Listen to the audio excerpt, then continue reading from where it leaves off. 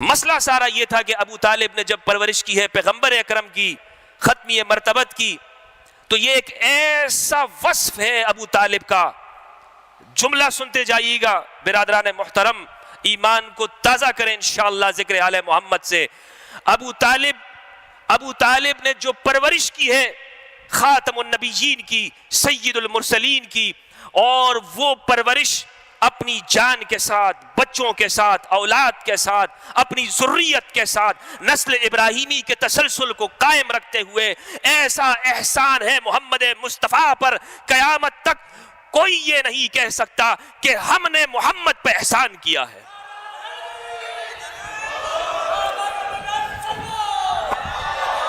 نبی کسی کے پاس نہیں گئے، کسی یونیورسٹی میں نہیں گئے، کسی انسان کے پاس نہیں بیٹھے، کسی کے سامنے زانو طلب مستح نہیں کیا۔ آپ یہ بھی کہہ سکتے تھے، لیکن نہیں، آپ نے کہا کہ وہ ان پڑھ تھے، انہیں تو علم ہی نہیں تھا، والعیاذ باللہ، لکھنا ہی نہیں جانتے تھے۔ تو یہ بات آپ نے اس لیے کی کہ اپنے جاہلوں کو برابر کر سکیں۔ کہتے ہیں کہ ہم وہ بات لیں گے کہ جو سلف صالحین کی ہوگی۔ بھئی ہمارے سامنے اپنی بات مت کرو، ہمارے سامنے وہ بات کرو جو ہمارے بزرگوں کی ہے۔ تو اس میں شرم کرنے کی کوئی بات نہیں ہے کہ آپ یہ کہہ دیں کہ ہمارے جو اصحاب بدر ہیں، جو سلف صالحین ہیں، وہ شیعان علی ہیں۔ یہ دل جو غمگین ہے، یہ جو آگ لگی ہوئی ہے اندر، آج بھی دل کے معرکے میں کربلا تڑپتی رہتی ہے، زندہ رہتی ہے، آنکھوں سے آنسوں کی شکل میں نکلتی ہے، علی اکبر کی کو یاد کرتے ہوئے، ان آہوں کو، ان صداؤں کو دیکھتے ہوئے۔ ان الحمد للہ نحمده ونستعینه ونستغفره ونؤمن به ونتوکل علیہ ونعوذ باللہ من شرور انفسنا ومن سیئات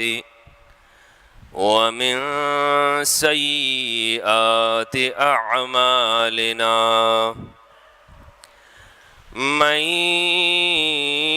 يهده الله فلا مضل له ومن يضلله فلا هادي له، ونشهد أن لا إله إلا الله وحده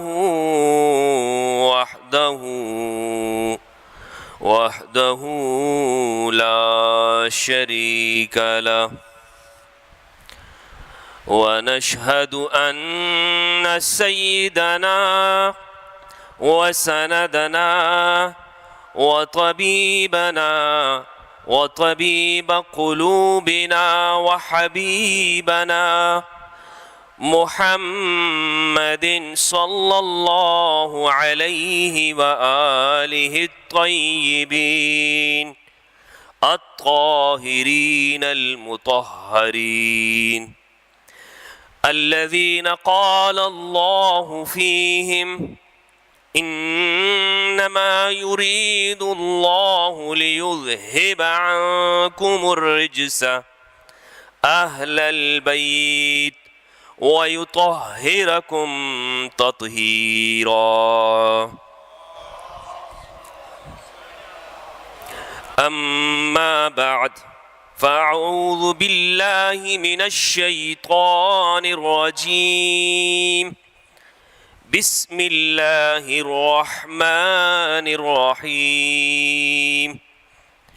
شهد الله أنه لا إله إلا هو والملائكة وأولو العلم قائما بالقسط وأولو العلم قائما بالقسط لا إله إلا هو العزيز الحكيم. صلوات.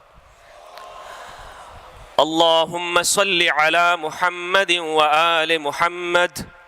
اللهم صل على محمد وآل محمد وبارك وسلم وصل عليه.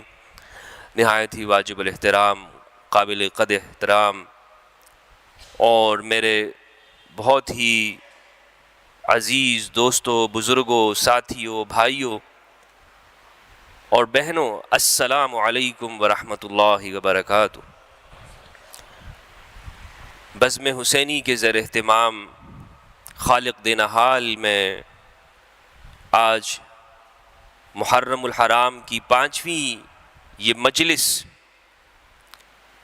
اس میں شرکت کی سعادت ہم حاصل کر رہے ہیں، اور شروع دن سے ہمارا جو موضوع ہے توحید خداوندی، تعظیم خداوندی، تنزیہ ربوبیت، اس میں جو میری بساط کے مطابق قرآن مجید میں تدبر اور اس میں فہم حاصل کر کے آپ کے سامنے کچھ گزارشات رکھ رہا ہوں۔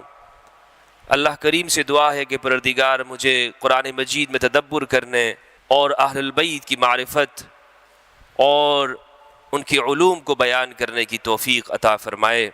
میں نے ایک جملہ عرض کیا تھا کہ قرآن مجید سابقون الاولون کی تعریف بیان کرتا ہے، تو میں آج یہ چاہتا ہوں کہ صحابہ کرام رضوان اللہ علیہم اور اہل البیت علیہم السلام، ان دونوں کی جامعیت کو لے کر چلے ہم۔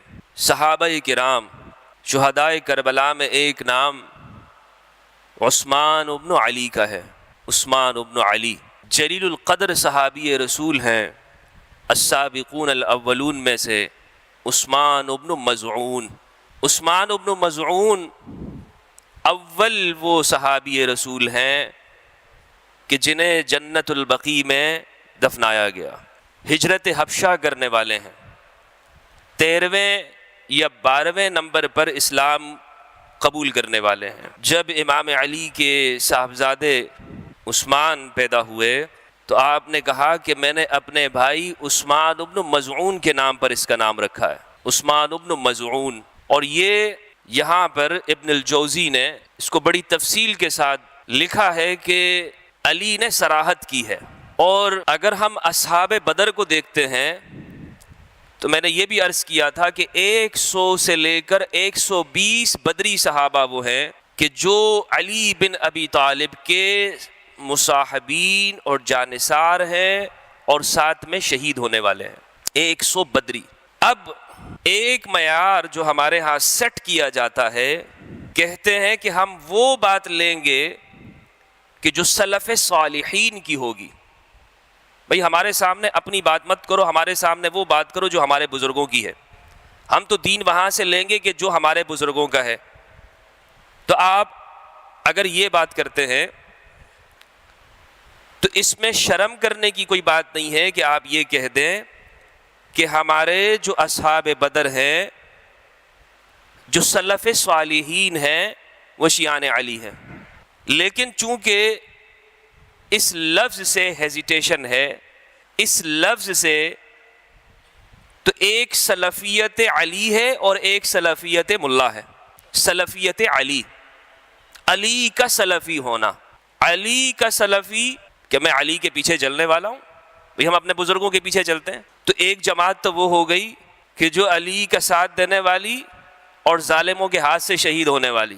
لیکن یہ معیار نہیں ہو سکتا کہ آپ یہ کہیں کہ آپ ان ظالموں کے بھی فضائل بیان کریں جنہوں نے عمار کو شہید کیا، آپ اس ظالم کی بھی فضائل بیان کر دیں کہ جو عمار کا سر پھرانے والا ہے۔ بھائی معیار تو ہر جگہ ایک چلے گا نا۔ تو پھر میں یہ کیوں نہ کہوں کہ میں اصحاب بدر کے پیچھے چلنے والا ہوں، وہ اصحاب بدر کہ جو کہتے ہیں کہ ہم تو عمار کو دیکھ رہے ہیں، عمار جہاں جائے گا حق وہاں جائے گا۔ لیکن فرض کر لیں اگر عمار ابن یاسر صفین میں نہیں ہیں اور ان کو رسول اللہ نے کوئی حق کا معیار نہیں قرار دیا، حالانکہ یہ روایت متواتر ہے، بخاری کے اندر ہے، لیکن اگر ہم فرض کر لیتے ہیں عمار بھی نہیں ہے علی کے ساتھ، کوئی نہیں ہے علی کے ساتھ، علی اکیلا ہی کافی ہے۔ علی سابقون اولون بھی ہے، بدری بھی ہے۔ یہاں ایک اور جملہ عرض کرنا چاہتا ہوں، تاریخ کے شائقین، تاریخ کا مطالعہ کرنے والے جانتے ہیں کہ علی کی صف میں جہاں 100 بدری صحابہ ہیں، جہاں 700 بیعت رضوان والے ہیں اور 1000 انصار مدینہ ہیں، ایک بھی مورخ نے نہیں لکھا کہ علی کے مخالف جو صفین میں ہیں ان کے ساتھ ایک بدری صحابی ہو. ایک بدری صحابی لائیں دکھا دیں آپ, ایک بدر کا صحابی, بیعت رضوان کا صحابی. اور اگر نعمان بن بشیر ایک نام آتا ہے, نعمان بن بشیر, لیکن نعمان بن بشیر مدینہ کے تو ہیں لیکن بدر کے صحابی نہیں ہیں, متاخرین میں سے ہیں, بچے تھے, کم سن تھے رسول کے زمانے میں. اور نعمان بن بشیر انہوں نے کبھی یہ نہیں کہا اپنے فضائل بیان کیے, لیکن اس کے علاوہ آپ کو دوسری جانب یعنی علی کی صف میں جلیل القدر صحابہ آپ کو نظر آئیں گے. تو یہ ہے صحابیت کا تعارف. کون کہتا ہے کہ صحابہ کا بیان نہیں ہونا چاہیے؟ ہاں, جو قائم بالقسط ہوں, جو حق کے ساتھ کھڑے ہوں, جو تابعین بے احسان ہو. صحابہ کا منکر کوئی نہیں ہو سکتا. اسی لیے مجالس حسینی یہ صحابہ کا تعارف ہے, صحابہ کے مشن کا تعارف ہے. معمولی شخصیات نہیں تھی صحابہ کرام رضوان اللہ علیہم. لیکن یہاں میں اگر ہم قرآن کو لے کر چلیں گے, قرآن کو, تو میں نے ایک پچھلی گفتگو کے اندر بھی یہ عرض کیا تھا کہ مصطلحات اور مفاہیم جو ٹرمز قرآن یوز کرتا ہے وہ زیادہ اولا ہے کہ ہم مذہبی فکر کی دی ہوئی مصطلحات اور ٹرمز کو یوز کریں. مثلا قرآن مجید پورا آپ پڑھیے, قرآن نے جتنے بھی انبیاء کرام ہیں, جتنے بھی اولو العزم انبیاء آئے ہیں, ان کے جو فالوورز ہیں, جو مصاحبین ہیں, ان کے لیے متبع کا لفظ استعمال کیا ہے, اتباع. یہاں آل عمران کے اندر حضرت ابراہیم کہتے ہیں, فرماتے ہیں فَقُلْ أَسْلَمْتُ وَجْهِيَ لِلَّهِ وَمَنِ اتَّبَعَنِي. اللہ نے دعا سکھلائی, آپ دعا کریں کہ پروردگار میرے اسلمت وجہی للہ, تیرے لیے اپنے چہرے کو سلامت رکھتا ہوں, کسی کے آگے نہیں جھکاتا ہوں, صرف تیرے آگے جھکتا ہے. وَمَنِ اتَّبَعَنِي, وَمَنْ صَحِبَنِي نہیں ہے, جو میرے اتباع کرتا ہے. یا ایھا النبی قل حسبک اللہ ومن اتبعک من المؤمنین, اے پیغمبر آپ فرما دیجئے آپ کے لیے اللہ کافی ہے اور وہ مومن کافی ہیں جو آپ کو فالو کرتے ہیں. اتباع اور صحابیت میں کیا فرق ہے؟ بس یہاں سے انشاءاللہ میں اپنے موضوع کی جانب چلوں گا, اور میں چاہتا ہوں کہ جو سلسلہ فکر لے کر ہم چل رہے ہیں کربلا کی ساتھ مناسبت دیتے ہوئے, پہلے قرآنی مفاہیم کو ذرا ہم سیٹ کر لیں. مشکل یہ ہوئی ہے کہ زمانے کے حوادث اور زمانے کے گزرتے ہوئے لمحات کے ساتھ مذہبی فکر نے ایک خاص دور کے اندر قرآنی اصطلاحات کا مس یوز کیا گیا ہے. قرآنی اصطلاحات کو جسے کہتے ہیں کہ استحصال کیا گیا ہے, بری طرح استحصال ہوا ہے. جناب صحابہ کو نہیں مانتے, صحابہ کو نہیں مانتے. قرآن یہ کہتا ہے نبی کا متبع ہوتا ہے. اتباع میں اور صحابیت میں فرق یہ ہے, مثال کے طور پر یہاں اس نشست کے اندر ہم ایک دوسرے کے صاحبین ہیں, ہم ایک دوسرے کے مصاحبین ہیں. آپ بس میں جا رہے ہیں, گاڑی میں جا رہے ہیں, آپ کے ساتھ سیٹ پہ بیٹھنے والا آپ کا زمیل ہے, آپ کا رفیق ہے, آپ کا صاحب ہے. ایک نشست آپ کے ساتھ بیٹھ گیا, آپ کہہ سکتے ہیں یہ میرا صاحب ہے, یہ میرا ساتھی ہے, یہ میرا صاحب ہے, لیکن آپ کا فالوور ہے وہ نہیں ہے. ایک نشست بیٹھا, ایک کلاس لے لی, کیا وہ فالوور بن گیا آپ کا؟ فالوور کسے کہتے ہیں؟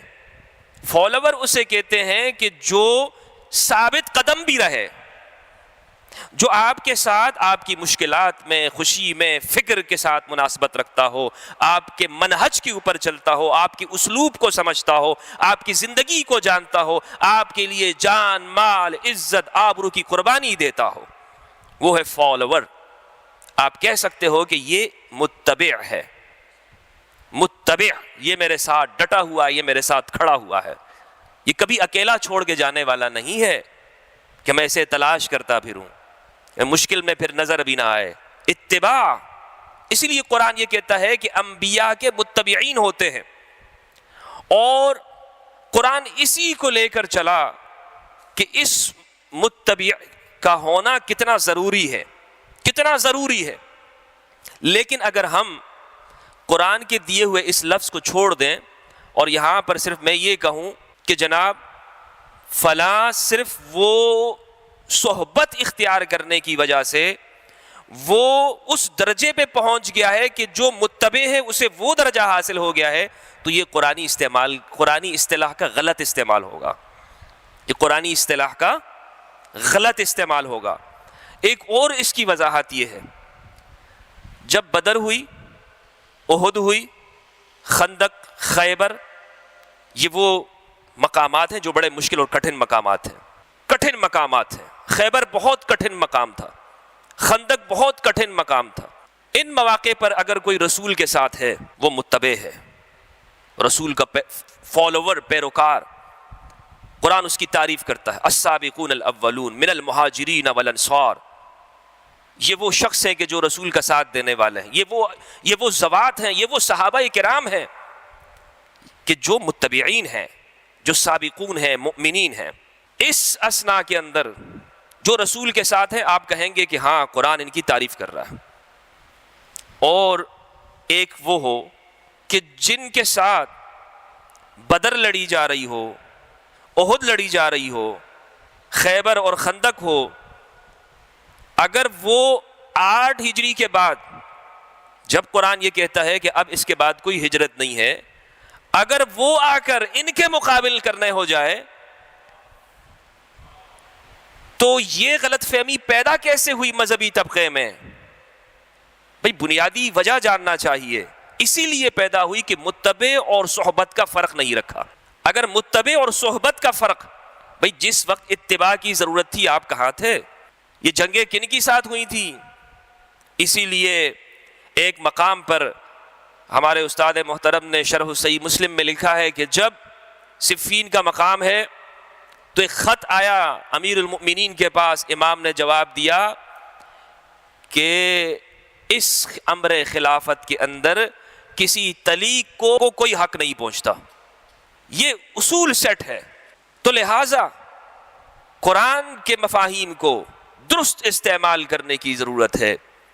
قرآن رسول کے بیان کو حدیث نہیں بیان کہتا ہے، بیان، ھذا بیان للناس، ہم نے آپ کی جانب نازل کیا اس کتاب کو لِتُبَيِّنَ لِلنَّاسِ مَا نُزِّلَ إِلَيْهِمْ، تاکہ آپ بیان کریں گے۔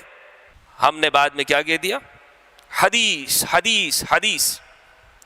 قرآن نے رسول کے فرمان کو بیان قرار دیا ہے، اطیعوا اللہ واطیعوا الرسول ما آتاکم الرسول فخذوہ وما نہاکم عنہ فانتہوا، جو رسول دے دے لے لو، جس سے رک جائے رک جاؤ، روک دے رک جاؤ۔ رسول کا بیان، ھذا بیان للناس۔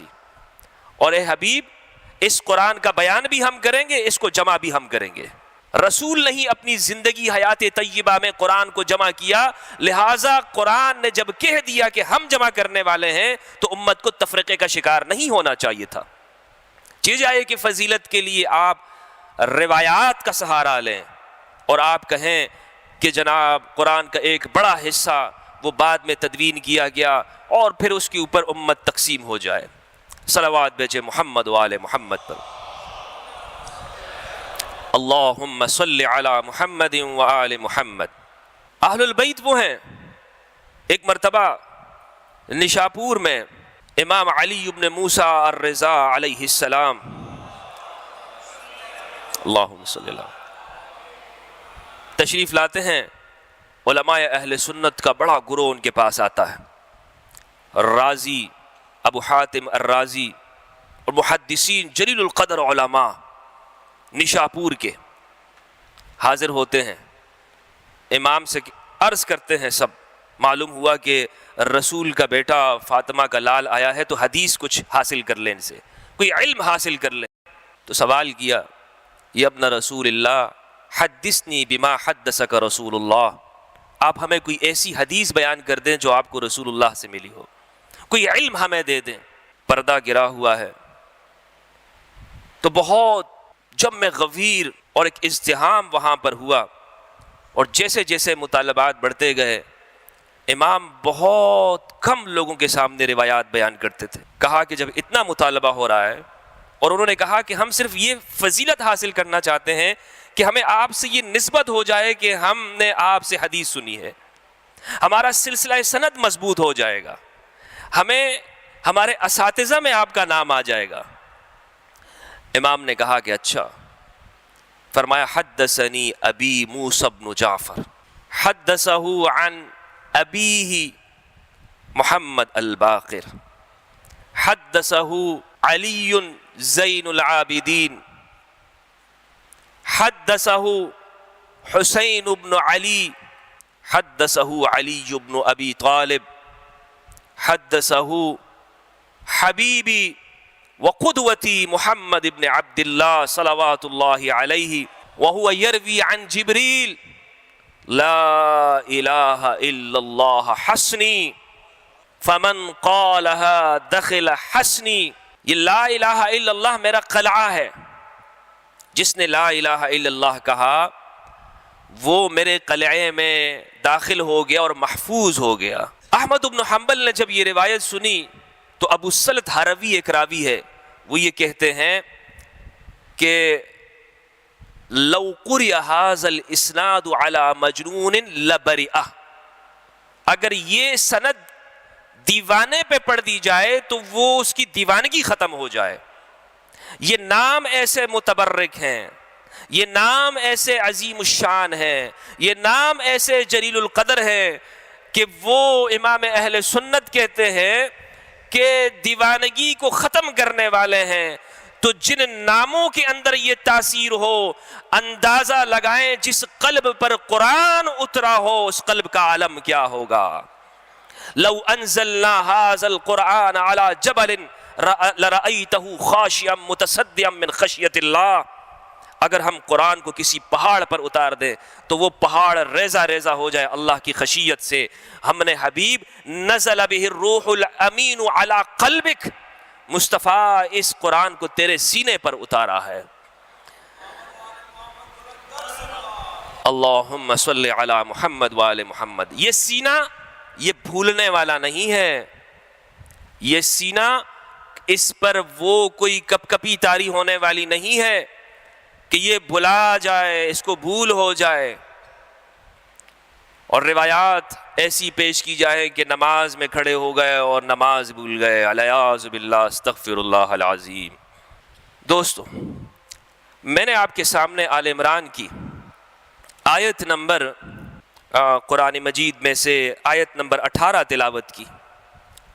اللہ کی توحید کی گواہی دے رہا ہے، شہید اللہ انہ لا الہ الا ہو، گواہ ہے اللہ کہ اس کے سوا کوئی اللہ نہیں، کوئی معبود نہیں، والملائکۃ، اور ملائکہ مقربین گواہ ہیں اللہ کی گواہی، اس کی توحید کی، وَأُولُو الْعِلْمِ قائما بالقسط، اور اہل علم اللہ کی توحید کی گواہی دیتے ہیں۔ اللہ کو ایک ماننا الگ بات ہے، اس کی توحید کی گواہی دینا الگ بات ہے۔ ایک ماننا اور ہے، اس کی توحید کی گواہی دینا اور ہے۔ یعنی کائنات کا ذرہ ذرہ اللہ کی توحید بتا رہا ہے۔ قرآن مجید کبھی راتوں کو گواہ بناتا ہے، واللیل والفجر، کبھی فجر کو، کبھی قرآن مجید پہاڑوں کو گواہ بناتا ہے، کبھی درختوں کو گواہ بناتا ہے، والتین والزیتون، کبھی شہر حرم کو، لا اقسم بہذا البلد وانت حل بہذا البلد ووالد وما ولد والسماء ذات البروج والیوم الموعود وشاہد ومشہود قتل اصحاب الاخدود۔ قرآن گواہ بناتا ہے، یہ ساری چیزیں اللہ کی توحید کو بیان کر رہی ہیں۔ اللہ قسم نہیں اٹھا رہا، اللہ گواہ بنا رہا ہے۔ گواہ، یہ گواہ ہو جاؤ، کیونکہ انسان اس عالم اکبر کو سمجھ کر عالم اصغر کی تہ میں جو حقائق اور معارف چھپے ہوئے ہیں تمہیں معلوم ہوں گے۔ اسی لیے امام نے کہا کہ تم یہ سمجھتے ہو کہ تم ایک چھوٹے سے حصے ہو، یہ بدن تمہارا چھوٹا سا حصہ ہے، نہیں، تم میں ایک پورا جہان چھپا ہوا ہے، ایسے معارف ہے تمہارے میں، ایسی باتیں ہیں۔ تو قرآن کہتا ہے کہ اللہ کی توحید کی گواہی کون دے رہے ہیں؟ اللہ خود گواہ ہے اپنی توحید پر، ملائکہ گواہ ہیں، اولو العلم گواہ ہیں، لیکن ہر عالم نہیں، قائما بالقسط، جو انصاف کے ساتھ کھڑا ہو، سچ کی گواہی دینے والا ہو، جو ظالم نہ ہو۔ جہاں ظلم آ گیا وہاں توحید کا نعرہ ختم۔ ہم توحیدی ہیں، توحید، ہاں ہم جناب توحید ہے، توحید کے علمبردار ہے، توحید ہم سے بہتر کوئی نہیں جانتا، اور مسلمانوں کا ایک بڑا طبقہ وہ شرک ہے، مبتدع ہے، بدعتی ہے، فاسق ہے، توحید کا نعرہ۔ لیکن اگر توحید صحیح علم کی بنیاد پر نہ ہو، توحید اگر اپنے خیالات کے اوپر ہو، قرآن کے خیالات کے اوپر، قرآن کے تصورات اور قرآن کے مفاہیم کے اوپر نہ ہو، وہ توحید نہیں ہے۔ قرآن کہتا ہے قائما بالقسط، کہ جو انصاف کے لیے گواہی دینے والی توحید ہو، وہ اولو العلم افراد کہ جو انصاف کے ساتھ کھڑے ہوں، حق اور سچ کی گواہی دینے والے، اللہ کی توحید کو وہی بیان کر سکتے ہیں، اس کی گواہی وہی دے سکتے ہیں۔ حضرت ابراہیم نے کہا کیوں؟ اس لیے کہ توحید یہ صرف زبان کا دعویٰ نہیں ہے، یہ کریکٹر سازی ہے، یہ عمل کے اندر اترتی ہے، یہ منہج ہے، فکر ہے، اسلوب ہے، انبیاء کا مشن ہے توحید، انسانیت کو ایک کرنا۔ حضرت ابراہیم کے لیے کہا انی جاعلک للناس اماما، ہم آپ کو ذمہ داری دیتے ہیں ابراہیم، آپ انسانیت کے لیے امام ہیں۔ قال ومن ذریتی، میری ذریت میں سے، قال لا ینال عہد الظالمین، یہ ذمہ داری آپ کی ذریت میں تو چلے گی، لیکن جو ظالم ہوگا وہ یہ عہدہ حاصل نہیں کر سکتا۔ تو گواہی توحید کی یہ ذمہ داری ہے، امامت۔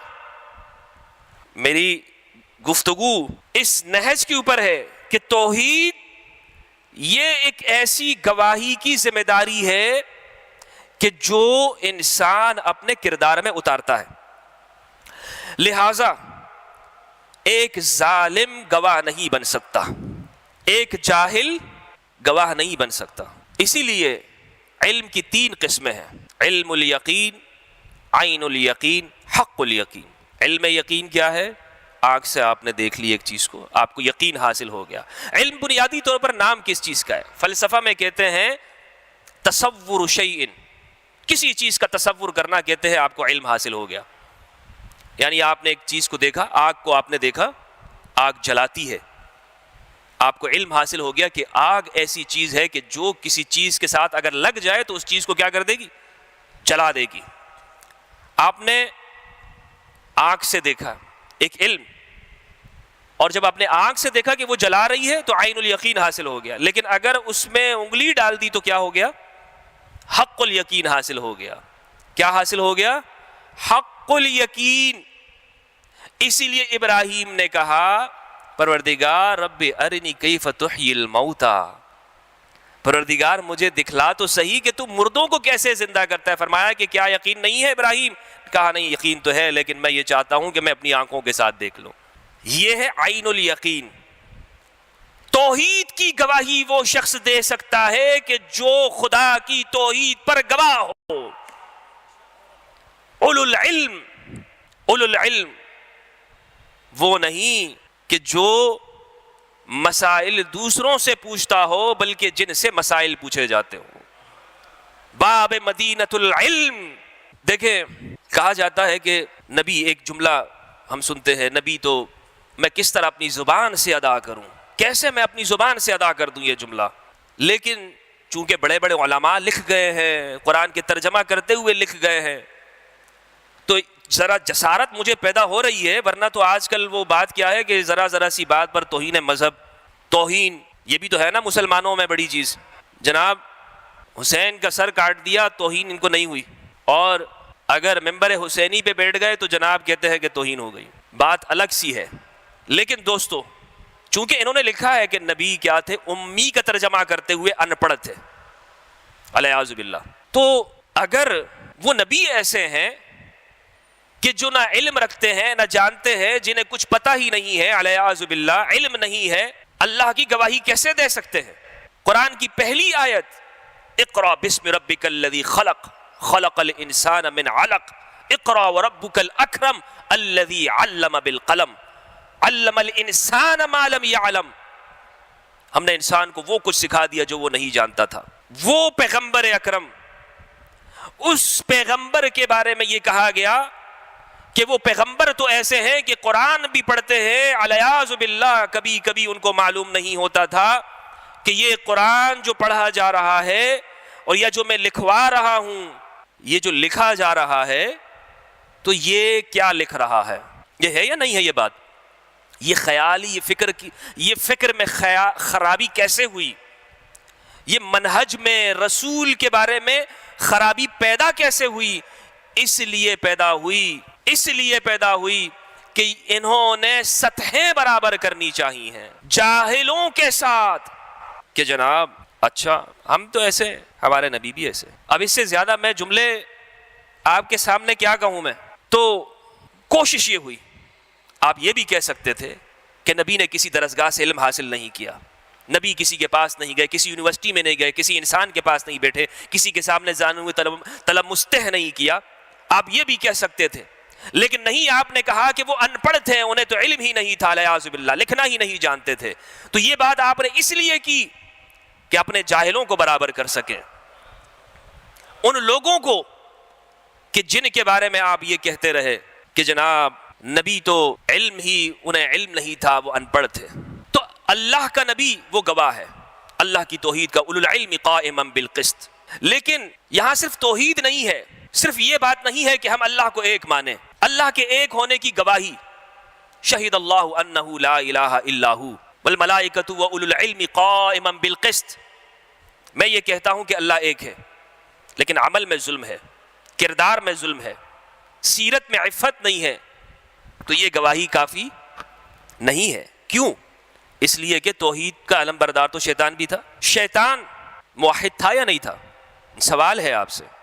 شیطان بڑا موحد تھا، توحید پرست تھا، صنم پرست نہیں تھا، کسی بت کو اس نے نہیں پوجا، اسے یہ بڑا ایک، آپ دیکھ لیں، بہت یعنی جسے کہتے ہیں کہ پائے کی چیز تھی، بڑا پہنچا ہوا تھا، ہزاروں سال اس نے عبادت کی، اللہ کے سامنے پیشانی کو جھکاتا رہا، سجدے پہ سجدے کرتا رہا، سجدے پہ سجدے کرتا رہا توحید کے، اور اس توحید کے اندر ایسا مگن تھا کہ جب پروردگار نے کہا اسجدوا لآدم، سجدہ کرو آدم سے، تو کیا کہا؟ فسجدوا الا ابلیس ابا واستکبر وکان من الکافرین، سب سجدے میں، فقعوا لہ ساجدین، سارے کے سارے سجدے میں آدم کے لیے جھک گئے، لیکن سوائے ابلیس کے، وہ نہ جھکا۔ کیوں بھائی؟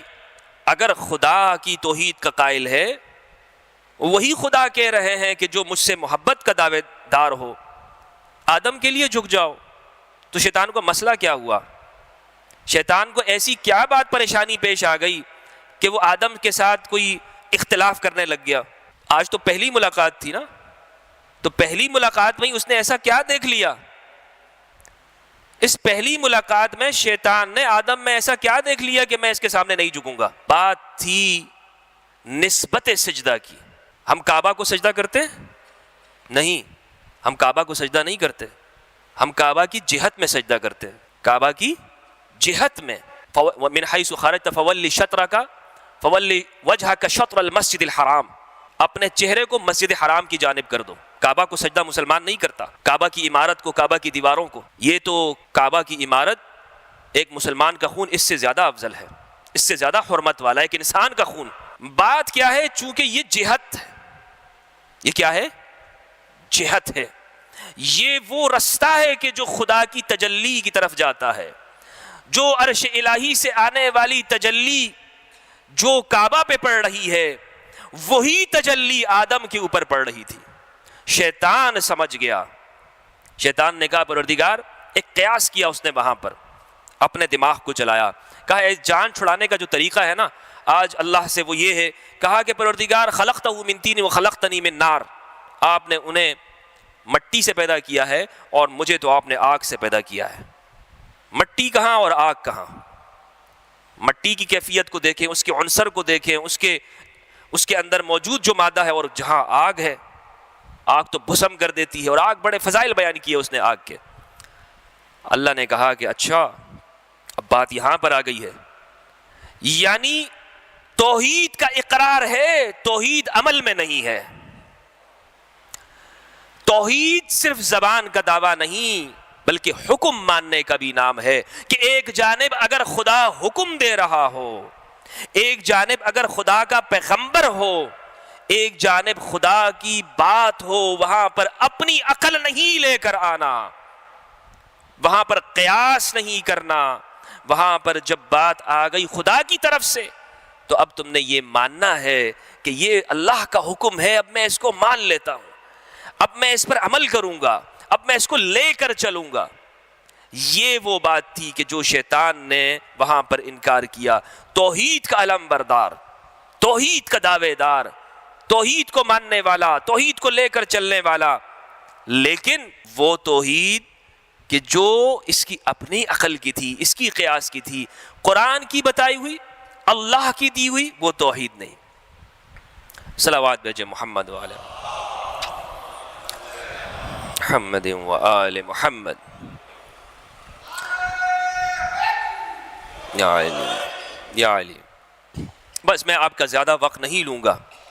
آج کی ہماری جو گفتگو ہے وہ اس مقام پر ہم سمجھ جائیں، اس مقام تک ہم آ جائیں کہ پیغمبر کو سمجھے بغیر، پیغمبر کی عزت ناموز، اس کی طہارت کو سمجھے بغیر، ابراہیمی سلسلے کے تعارف کے بغیر آپ توحید اور تنزیہ کو نہیں سمجھ سکتے۔ اگر سمجھنے کی کوشش ہوگی، جہاں پہ سلسلہ نبوت کو کاٹا جائے گا تو پھر سوال اٹھے گا۔ مثلا ایک قیمتی چیز ہے، آپ کسی کو ہر ایرے غیرے کو دے کر جاتے ہیں؟ ہر کسی کو آپ دے کر چلے جائیں؟ آپ ایسے چلے جائیں، بلکہ آپ ٹرسٹ والا بندہ ڈھونڈتے ہیں، اعتماد والا، اسے دے کر جاتے ہیں نا۔ تو یہ کیسے ہو سکتا ہے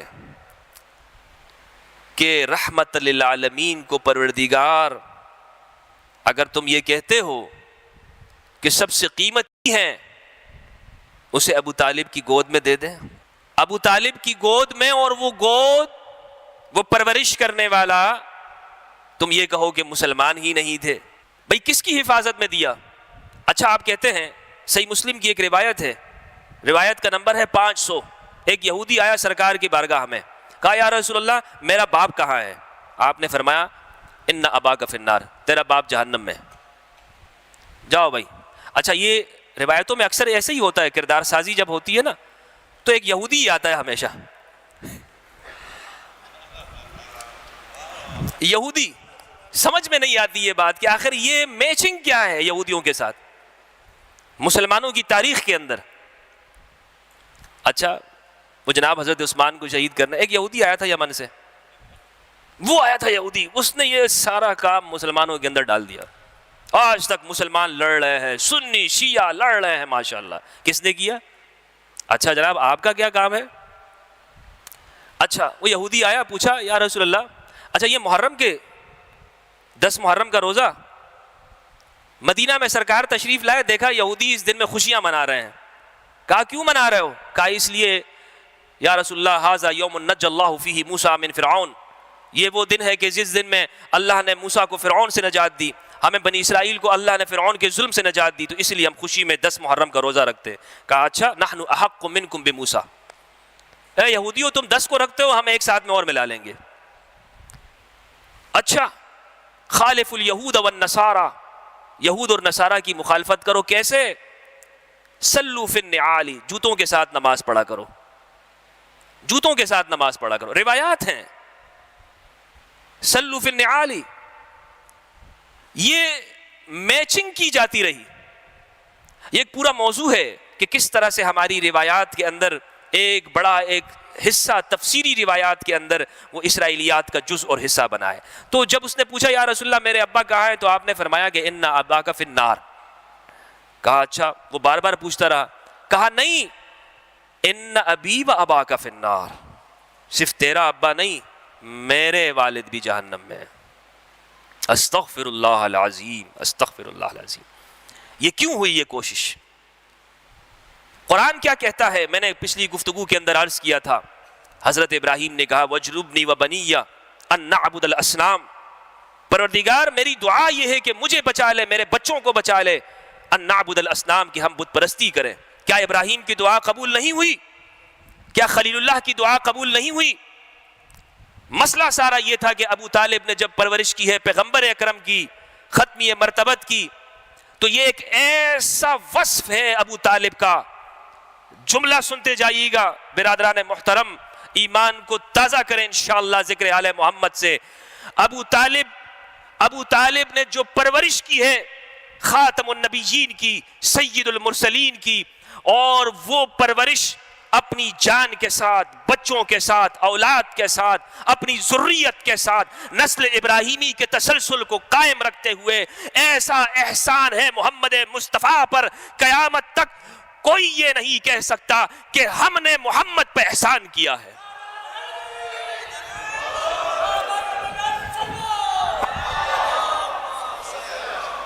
کوئی ایک انسان یہ دعویٰ نہیں کر سکتا، کسی کی ذریت یہ نہیں کہہ سکتی کہ محمد پر احسان کرنے والے ہم ہیں۔ اسی لیے رسول جب بھی کبھی مشکل کا وقت آتا تو کہتے ابو عبیدہ بن عبد المطلب تم آگے بڑھو، حمزہ بن عبد المطلب تم آگے جاؤ، علی بن ابی طالب تم آگے جاؤ۔ کون ہیں آپ؟ تعارف حاصل کریں۔ رسول اللہ نے اسی لیے ان کو آگے کیا کہ کل قیامت کے دن کو یہ نہ کہہ سکے، کوئی یہ نہ کہہ سکے، یہ آل محمد کی خصوصیت ہے، بنی ہاشم کی خصوصیت ہے کہ جب بھی رسول پر مشکل کا وقت آتا ہے رسول یہ کہتے ہیں میری اولاد آگے بڑھے، میرے اصحاب آگے بڑھیں۔ ابو طالب آگے آ رہا ہے مشرکین سے روکنے والا، ابو طالب سید بطحا، امیر بطحا، آگے آ کر رسول اللہ کی دفاع کرنے والے، اور ابو طالب کبھی اپنی اولاد کے ذریعے دفاع کرا رہے ہیں، اور جب مال تقسیم کرنے کا وقت آتا ہے، جب مالی فوائد کی بات آتی ہے تو رسول اللہ کیا کرتے ہیں؟ علی پیچھے ہو جاؤ۔ ہائے ہائے ہائے، انہا صدقۃ لا تحل لمحمد ولآل محمد، یہ صدقہ ہے محمد اور آل محمد کے لیے حلال ہی نہیں ہے، یہ تمہارے مال کا کچرا ہے۔ کوئی یہ نہ کہہ سکے۔ اور جب حنین میں سے ایک ایک کو 100 اونٹ دے دیے، کسی کو 100 اشرفیاں، کسی کو 100 سونے چاندی سے لدھوا دیا، 100 اونٹ، اور کن کو دیے ہیں سب تاریخ کے اندر لکھا ہوا ہے۔ ابن الاسیر جزری، اسط الغابہ، الاستیعاب لابن بر الاندلسی، سیر اعلام النبلاء ذہبی کی، اور تاریخ اسلام شمس الدین ذہبی کی، ابن کثیر کی البدایہ والنہایہ، سب میں جا کے دیکھ لیجئے، بلکہ والمؤلفۃ قلوبہم کی تفسیر میں تمام سنی مفسرین سب نے یہ لکھا ہے کہ کن کن کو ان کے نام بتائے ہیں، ان کا شجرہ نسب بتایا ہے کہ کن کن کو رسول اللہ نے حنین کے مال میں سے 100 اونٹ عطا کیے ہیں۔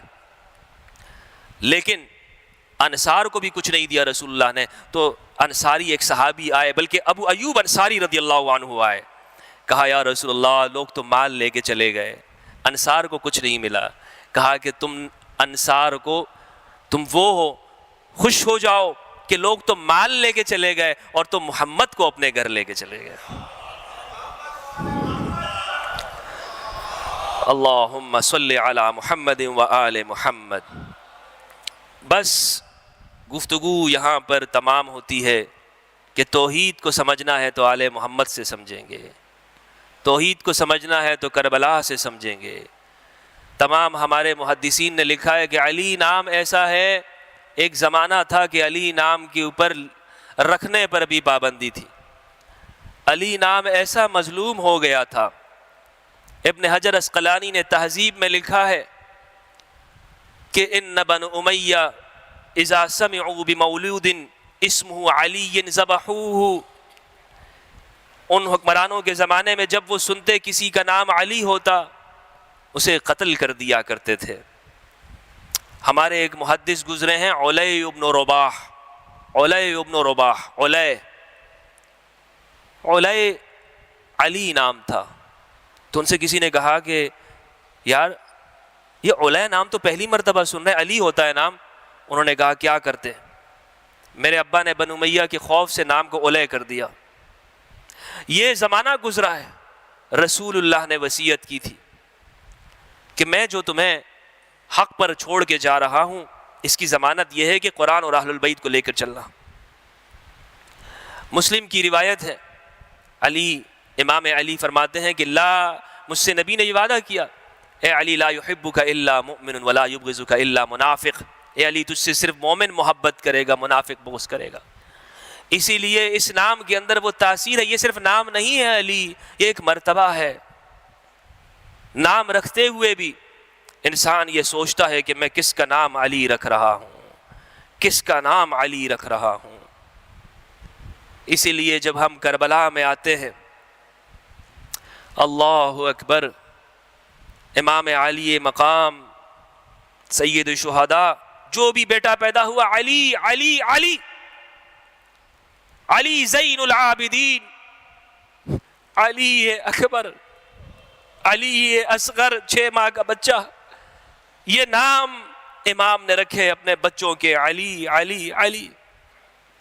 توحید کی معرفت حاصل کرتے ہوئے, اہل البیت کے علوم کے ساتھ سینے کو منور کرتے ہوئے یہ جوان عمل صالح کی ان منزلوں پر پہنچتا ہے کہ جب اگر اسے حیات مل جاتی تو ایک وقت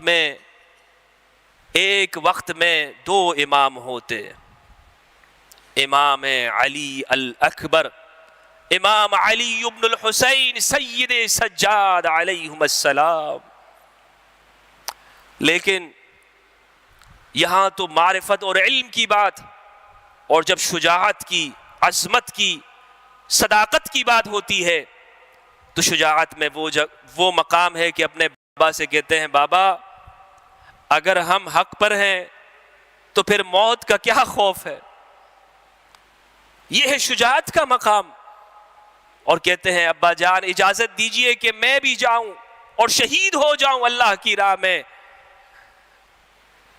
ابا کہتے ہیں, امام کہتے ہیں, رک جا بیٹا, رک جا, ذرا میری آنکھیں تجھے دیکھ لے, میری آنکھیں تجھے دیکھتی رہیں, کیونکہ میں اپنے نانا کو دیکھتا ہوں تیری آنکھوں میں, تیرے چہرے میں مجھے اپنے نانا نظر آتے ہیں, محمد بن عبداللہ نظر آتے ہیں. اور انہیں جب میدان کے لیے تیار کیا تو نبی کی تلوار دی اور اپنے نانا کا امامہ انہیں عطا کیا, جنگی سامان نانا کا دیا.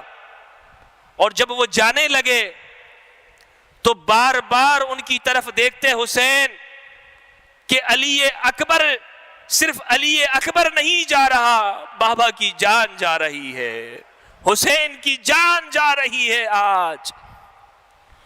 اور کہا جا میرے بیٹے کہ تو وہ ہے, میں خدا کو گواہ بناتا ہوں, ان اللہ اصطفیٰ آدم ونوحا وآل ابراہیم وآل عمران علی العالمین ذریۃ بعضها من بعض, کہ آل ابراہیم, آل عمران, اللہ نے انہیں چنا, یہ ایک دوسرے کی نسل ہیں. اور اپنے بیٹے کی جانب دیکھتے ہوئے لخت جگر اپنے صاحبزادے کی جانب دیکھتے ہوئے کہا کہ تجھے تو میں کہ اسے میں بھیج رہا ہوں کہ جو آج سیرت میں, صورت میں, شباہت میں, وجاہت میں, علم میں, دیانت میں, صداقت میں مصطفیٰ کے مشابہ ہے, آج یہ حق کے لیے جا رہا ہے. اور وہ جب گئے تو امام نے جی بھر کے دیکھا اور دوسری جانب سامنے کھڑے ہوئے دشمنوں کے لشکر کی طرف ایک شخص کی طرف اشارہ کرتے ہوئے کہا, قتل اللہ نسل کی, خدا تیری نسل کو قطع کرے, تو نے میرے بیٹے کی نسل کو قطع کیا. یہ ظلم ہوا ہے آل محمد کے ساتھ, ہم اسے کیوں نہ بیان کریں. یہ آنکھوں سے جو آنسو نکلتے ہیں, یہ دل جو غمگین ہے, یہ جو آگ لگی ہوئی ہے اندر، آج بھی دل کے معرکے میں کربلا تڑپتی رہتی ہے، زندہ رہتی ہے، آنکھوں سے آنسوں کی شکل میں نکلتی ہے، علی اکبر کی کو یاد کرتے ہوئے، ان آہوں کو، ان صداؤں کو دیکھتے ہوئے۔ ایک دفعہ مڑ کر آئے اور کہا کہ بابا جان کان میں کچھ کہا، تو ایک چیخ مار کر سید شہداء کی ایک چیخ بلند ہوئی۔ بہن نے پوچھا کہ بھائی یہ کیا چیخ تھی آپ کی؟ آج تک تو صبح سے اتنے شہید ہوئے، ہم نے آپ کو چیختے ہوئے نہیں دیکھا، ہم نے آپ کو اس زور سے روتے ہوئے نہیں دیکھا۔ فرمایا کہ انسان، بوڑھا باپ جب دنیا سے جاتا ہے تو بیٹے کو وصیت کرتا ہے۔ آج بیٹا اپنے باپ کو وصیت کرتا ہے کہ بابا میری لاش کو خیمے میں مت لانا، بابا میری لاش کو خیمے میں مت لانا، بابا میری لاش کو خیمے میں مت لانا، میری ماں بڑی بیمار اور غریب، میری ماں۔ اللہ آپ کی آنکھوں کو سلامت رکھے، اللہ آپ کو آباد رکھے۔ آپ نے ذکر محمد و آل محمد کیا، پروردگار آپ کو خوشیاں، پروردگار آپ کی زندگی میں کبھی غم نہ لائے سوائے غم حسین کے۔ پروردگار اس وطن عزیز کو، اس پیارے وطن کی، اس کے لیے دعا کریں کہ پروردگار یہاں پر موجود فتنے، خاص طور پر جو تکفیر اور خوارج کا فتنہ ہے، پروردگار اس ملک کی حفاظت فرمائے، فتنۃ الخوارج کو نیست و نابود فرمائے، اور اس وطن کے اندر پروردگار امن، سکون اور شانتی عطا فرمائے۔ محمد و آل محمد کے ذکر کے طفیل۔ والسلام علیکم ورحمۃ اللہ۔